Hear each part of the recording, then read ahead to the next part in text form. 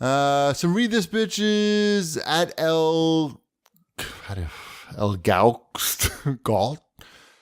He's looking for Marvel comic recommendations for a new Unlimited reader with no Marvel experience whatsoever outside of the MCU. So my recommendation for someone that's an MCU fan is I would start with, if you like the Guardians of the Galaxy movies, read Guardians of the Galaxy 1, the one that was written by Brian Michael Bendis, which I think came out around the same time as the first movie, so like 2012. He kind of picks up where the first movie left off, but it isn't held to anything that happened in that movie, if that makes any sense at all. He writes his own story, but it uses that core set of characters, so you'll be familiar with them, but he does his own thing with them. And also, Bendis is an incredible comic book writer, so it's all really good stuff, and his entire run of Guardians of the Galaxy is on Unlimited. So you literally could just read the whole thing. It'll take a while, but it's totally worth it. I've read all of them.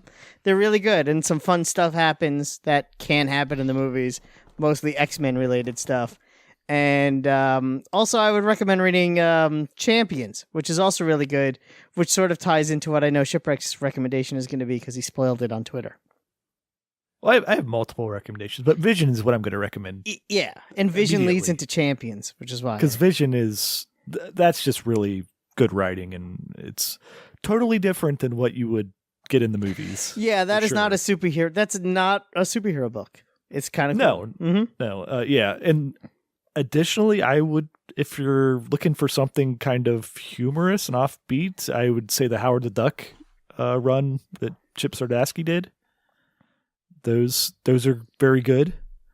And then the one, just Spider-Man, not Amazing Spider-Man, not the Dan Slott Spider-Man, but just Spider-Man is also worth reading. Cool. That's the Miles Morales. Yeah, Spider-Man. It's good stuff. Isn't that also Bendis? It could be. Some of Spider-Man has been he writes everything. Yeah, I know. So. Well, now he's at DC now, so sure. His first DC comic came out today, so how's that? Did he do one of those Hanna-Barbera crossovers? Not yet, but I'm sure he will. Those are cool, by the way. The DC comic Hanna-Barbera. Did you read the Elmer Fudd Batman comic? Because that is just weird stuff. Weird. I have not picked up any of those. They posted the whole comic online. So that one I read, but that's really the only reason why. I don't feel like those are for me. It's bizarre.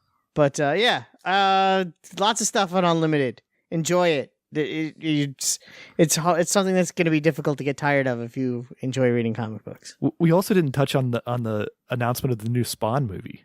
There's going to be a new Spawn movie starring Jamie Foxx. And written and directed by Todd McFarlane. Which is so weird. Who you may know from directing Korn videos. The band Korn. Oh, is that what is that? So he does have directing experience? He directed a Pearl Jam music video, 2 Korns, and maybe a Disturbed. It's one of those similar type of bands to Korn. Back in the early 2000s, early to mid 2000s. I will take your word for it. I looked up that information. I did not, because I was like, the same as you. I'm like, he's directing this? And I immediately went to see. Well, it's not unprecedented. Frank Miller did direct RoboCop 3. So.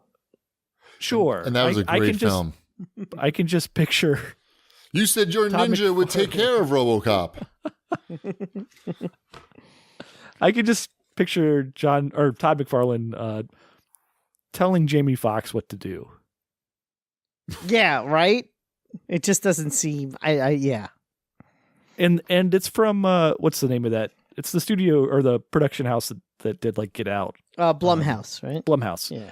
And their biggest budget ever is like $10 million. And I'm like, how are you going to pay Jamie Foxx and do a Spawn visual effects movie anywhere close to that budget? Even if it was animated, it would cost more.